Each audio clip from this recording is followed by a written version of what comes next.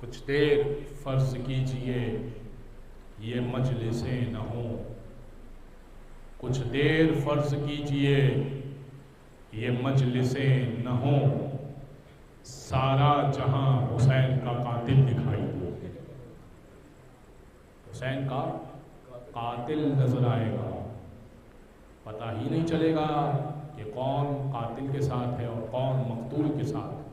ہم نے یہ فرش ازاں بچھایا اس لیے ہے کہ وہ افراد جو حسین کا ساتھ دینا چاہتے ہیں وہ آئیں اور ذکر اباب اللہ سنیں۔ کل میں نے آپ کی خدمت میں حسین کی بڑی دردناک روانگی پڑھی تھی۔ آقا حسین 13 مقامات پر رک کے گئے۔ 13واں مقام کربلا تھا۔ 13 مقامات کل تھے۔ مدینہ سے 28 رجب کو نکلے،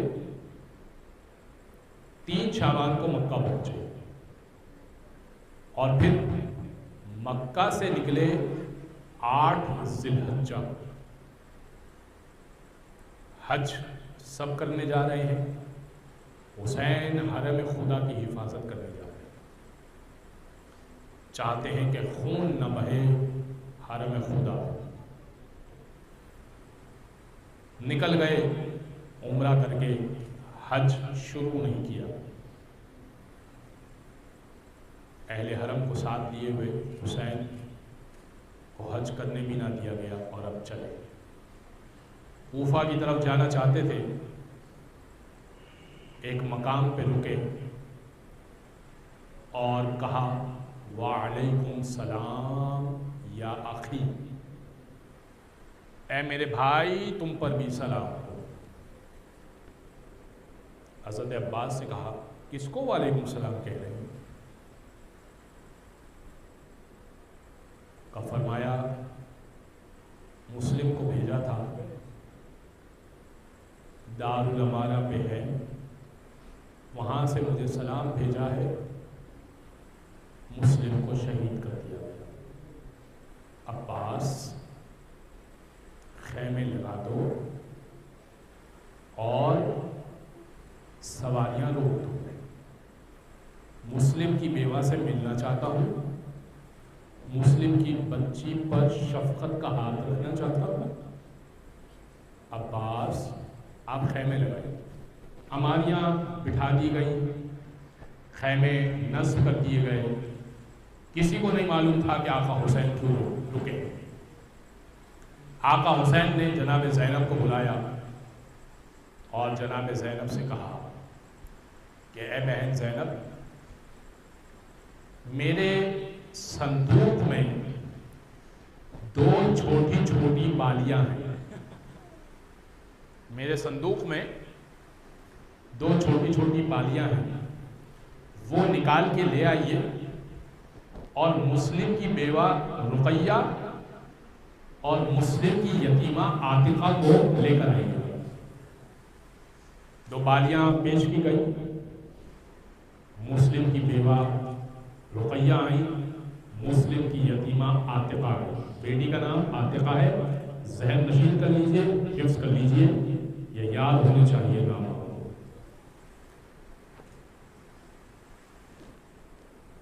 ایک مرتبہ بٹھایا، اور اب حسین کے لیے بڑا سخت ہے کہ کیسے بتائے۔ بیٹی کے سر پر ہاتھ رکھا اور کہا کہ بیٹی پریشان نہ ہونا، غم نہ کرنا، مضطرب نہ ہونا، اب سے مجھے اپنا بابا سمجھنا۔ بیٹی نے کہا ماموں جان، آپ مجھ پر ایسے ہاتھ رکھ رہے ہیں جیسے کسی یتیمہ کے سر پر ہاتھ رکھا جاتا ہے، کیا میرا بابا نہیں رہا؟ آقا حسین نے سر جھکا دیا اور جناب رقیہ سے کہا آپ بھی غم نہ کیجئے گا، حسین آپ کا ساتھ دینے کو تیار جناب رقیہ حضرت عباس کی بہن تھی، سمجھدار تھی، بیٹی بھی سمجھدار تھی، سمجھ گئی کہ مسلم مارے گئے۔ آقا حسین نے اب وہ جو ننھی ننھی بالیاں تھی نا وہ کان میں پہنائی جناب عاتقہ کے اور کہا کہ بیٹی یہ ماموں جان کی طرف سے تحفہ ہے، آپ کو میں نے نئے گوشوارے دیے ہیں، آپ اسے قبول کیجیے تاکہ بچی کا دل ہلکا ہو سکے۔ یہ پورا منظر 3.5 سال کی ایک اور بچی بھی دیکھ رہی تھی، نام تھا سکینہ۔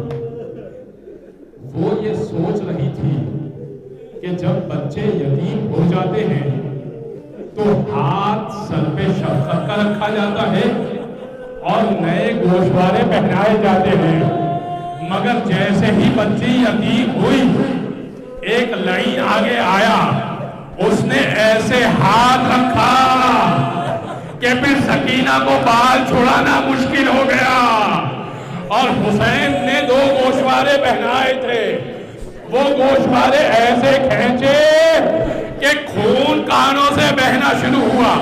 بس حسین کربلا پہنچے، تم رو چکے، مجلس تمام ہو گئی، بس آخری 2 آنسو بہا لو، اور جسے آنکھوں میں آنسو نہیں آ رہے نا وہ سیدہ سے بھیک مانگے کہ بی بی مجھ پہ نظر کرم کیجیے گا۔ حسین پہنچے، کربلا پہنچنے کے بعد کہنے لگے ارے میری سواری آگے کیوں نہیں بڑھتی؟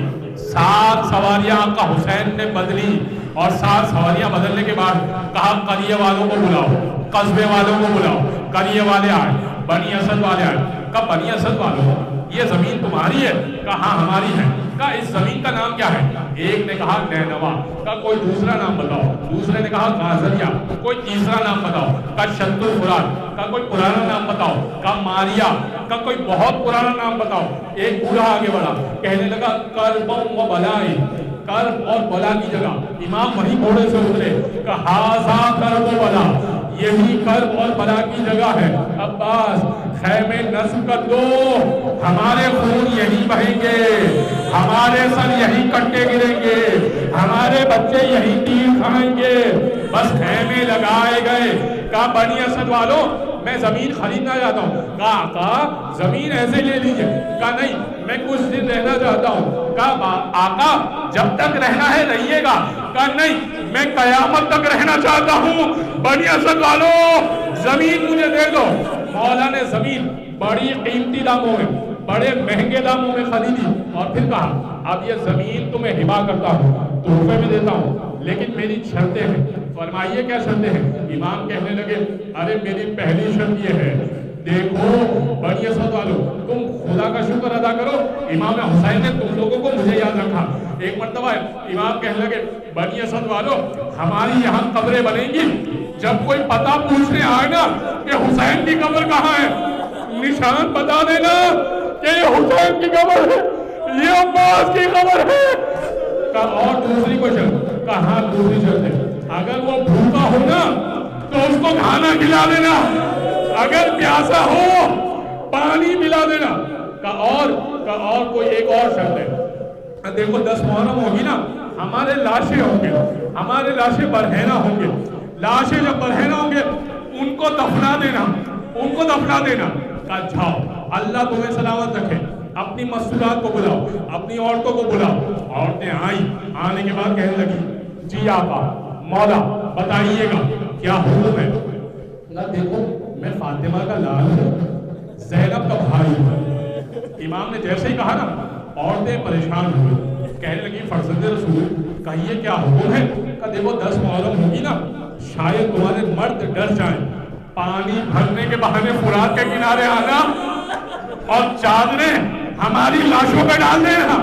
کہا جاؤ اللہ تمہیں سلامت رکھے، بچوں کو بلا کر لے آؤ۔ بچے آئے، ننھے ننھے بچے آئے، بچے کہنے لگے مولا کیا حکم ہے؟ بچوں سے مولا کہنے لگے، آخری جملہ امام کہنے لگے دیکھو میں سکینہ کا بابا بھی ہوں، علی اصغر کا بابا بھی ہوں، دیکھو بچوں ہو سکتا ہے تمہارے ماں باپ ڈر جائیں، تمہارے ماں باپ ڈر جائیں اور ہمارے لاشوں کو دفنا دینا، تم کھیلنے کے بہانے